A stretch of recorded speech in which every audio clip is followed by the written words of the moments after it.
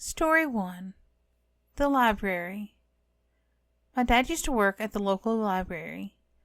Oftentimes he would stay until late, working, when no one else was there but him.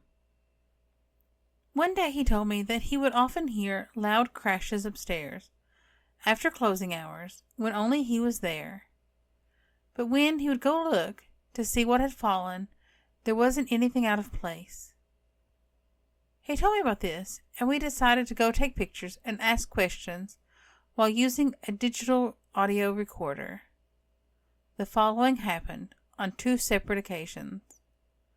One night, while using the recorder, we asked the standard slew of questions, and eventually headed home and listened to the audio when we got home. At some point in the recording, a whisper could be heard saying, 1 and 1 is 2. I never knew what that meant, but it was just the 2 of us there, so I always assumed that that's what it was referring to. On another night, we were sitting on the main floor, in some chairs, using the recorder and asking questions. One of the questions I asked was, "Do you like books?" Right after I finished asking this question, we heard an unusually large crash behind us. We were pretty unnerved and decided to just leave. This was Saturday night. The library was closed on Sunday, so we went back to the library the next morning to see what had made that noise. A couple rows of books behind where we had been, there was a book on the floor, laying open, face down. I picked the book up, and the first word on the page was our last name.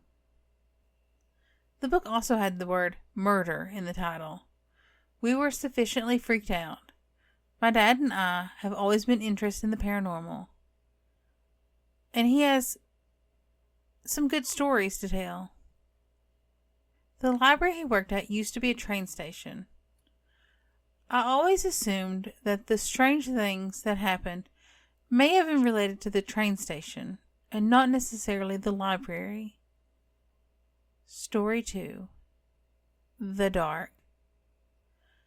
I grew up in a haunted house, so spooky things happened all the time. The absolute scariest thing that ever happened unfortunately happened about once a week. If you were sitting in our living room, you could see straight down the hallway to my bedroom door. It was pretty dark at the end of the hall, but you could usually make out my doorway and the doors on either side, and the pictures and things that were hanging on the wall. When the dark came, however, it was like someone had dropped a black curtain over the end of the hall. You could still see about halfway down the hallway, but beyond that, you might as well have been looking into a black hole. When the dark came, it was always accompanied with an intense, uncomfortable feeling of being watched. Our family had 3 dogs, and they would just stare down the hallway and growl. And occasionally one of them would get brave enough to walk a little ways down the hallway. But they always came back slowly, like they were afraid to turn around, afraid to turn their back on the hallway, on the dark. After a little while, usually a few minutes to a half hour, the darkness would suddenly disappear, and you could see again. Sometimes, however, it would linger all night, and since no one wanted to walk through the dark to get to the bedrooms, my whole family would tuck themselves into the living room all night. The first few times this happened, we did try to turn the hall light on to see what was down there. But as soon as we turned the light off, the dark came back. The dark came pretty frequently, once a week or so. It was rare, though, that the dark lingered more than a few minutes. It was easier just to wait 5 minutes before going down the hall than it was to muster the courage to charge headfirst into the dark. We only got stuck in the living room all night, 2 or 3 times. And it wasn't like we huddled together in fear. We all just sort of passed out in front of the TV, waiting for the dark to lift. Probably could have just turned on the light and ran for our rooms. But as an 11-year-old girl, I certainly wasn't brave enough to try. We never even thought about moving. This was our home. Moving is difficult and expensive, and honestly, it wasn't worth it. Weird stuff happened every day. Mostly it was little things that was easy to ignore. The really scary stuff was rare, and not enough to send us packing.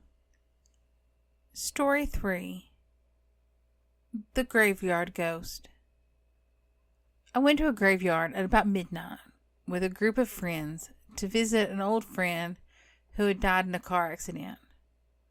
While we were standing around his grave, telling good stories about him, I hear a faint voice of an elderly woman. One of my friends says, "Oh Lord, what is that?" I stand up and look towards the source. I see a very old woman, literally dressed in a tattered white nightgown, about 100 feet away, and she starts talking to us.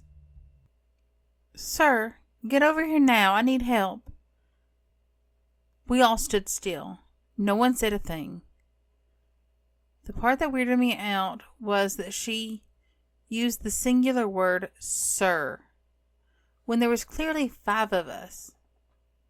She started walking closer and started speaking again. "Boys, I need your help now." Note the plural, boys. Then she literally started running towards us, screaming nonsense. We were all scared out of our minds, so we ran back to the car, this frail old woman close behind us.